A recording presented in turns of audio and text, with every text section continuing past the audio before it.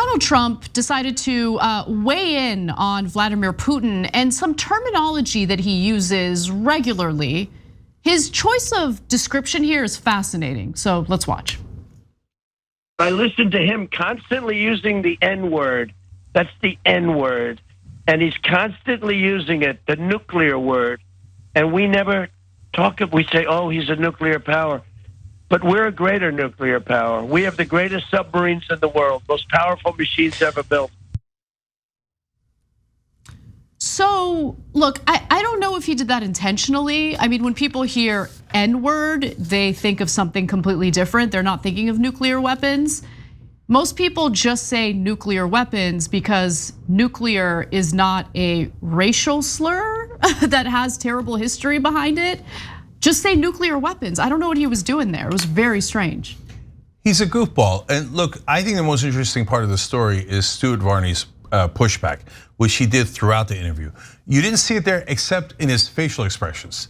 Now, like, you might not remember Stuart Varney during the Trump years, right? He's a relatively low wattage anchor on Fox, okay? Fox Business, please. Yeah. And but at the same time, he's a loathsome right winger, so he would say outrageous things from time to time that would get attention. And during the Trump years, he was affixed to Donald Trump's ass. So if Trump was on, he was like, "Oh, Donald Trump! Oh, I do declare you're brilliant, brilliant! Oh, look at what a great point he's making." In this case, he's like making weird faces, like, "What the hell is this guy talking about?" Which is, by the way, the correct reaction, but it's interesting that he's having that reaction on Fox. Sure, that is the correct reaction, but also, Trump is talking, like he starts this off by using N-word to refer to nuclear weapons, and he's saying N-word as a negative thing, which to the Fox News audience is shocking. Like maybe that's why Varney was shocked. Like what? He's like, wait, N-word is bad? Wait, oh, Putin nuclear. used the N-word. What's so wrong about that? And then he says nuclear, and it becomes clear what he's referring to.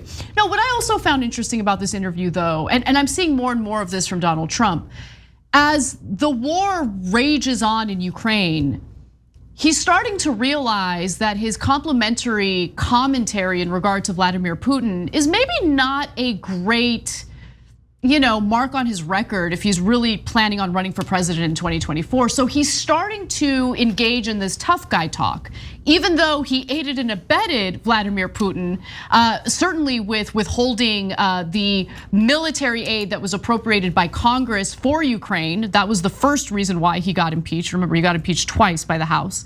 And so it's just amazing that he's now trying to turn things around and be like, I am a tough guy, and he's going back to, I have a bigger nuclear button than you do, that kind of stuff, right? That kind of rhetoric.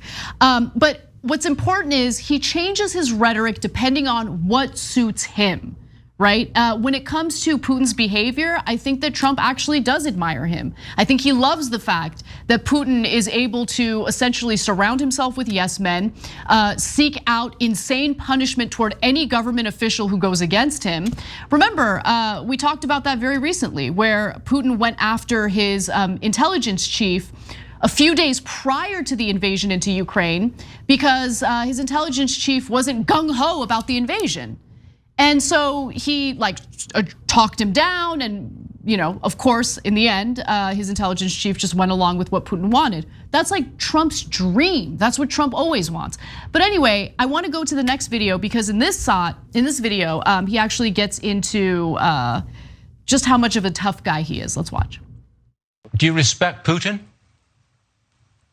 Well, he's a different person. I'll tell you something. I got along with him. And look, I got along with him loving this country, and he loves his country, okay?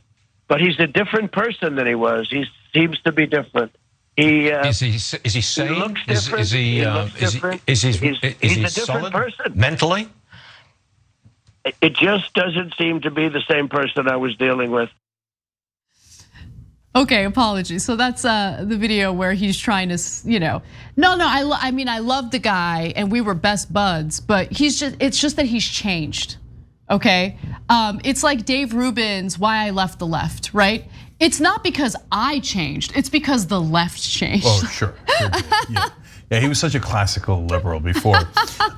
Anyways, in this case, like Varney's trying to help him. He's like, is he insane? Yeah, has he gone mental? Well, how has he changed, right? But Anna's absolutely right. There's quotes of Donald Trump talking about different dictators at different times about how great it is their people are forced to honor them. To honor them. In fact, in one quote about North Korea, he said, "Oh, it's great. When he comes in the room, they all have to rise up and applaud him."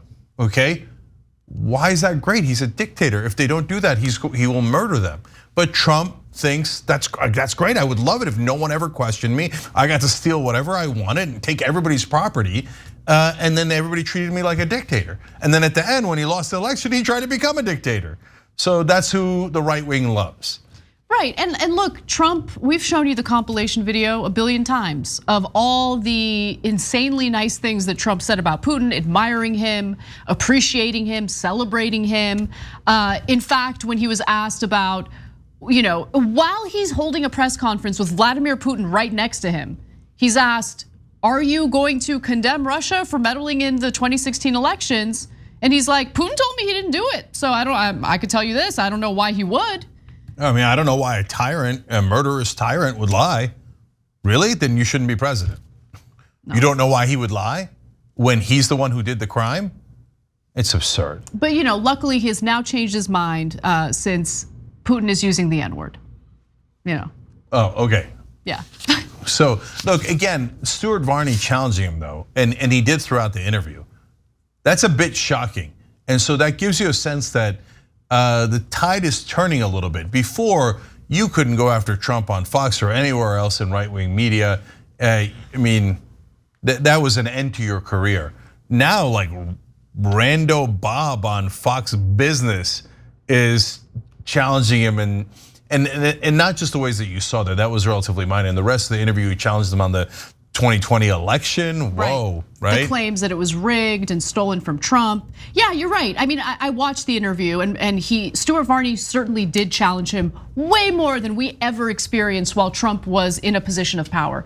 However, I think it's easy to be a little more challenging right now, but we'll see how they behave as the Republican primaries get started, when they start ramping up. Because absolutely, you kidding me? If he starts to win again, yeah, you will see that same Stuart Varney if he goes on and go, "Oh, I do declare Donald Trump, the brilliant Donald Trump is back. I'm so happy to hear. Well, tell us how brilliant and wonderful and humanitarian Vladimir Putin is. We believe you instantly." Okay. So, yeah. That was so bad. What, my British accent? Yeah, it's pretty terrible. How dare you? How dare you? You know what I like? I like walking into a studio and everybody rises up and applauds. You know what I'm saying? Yeah, you want us to bring the fog machine back? You want us to give you a round of applause? Yeah, that's a good idea. Think about it.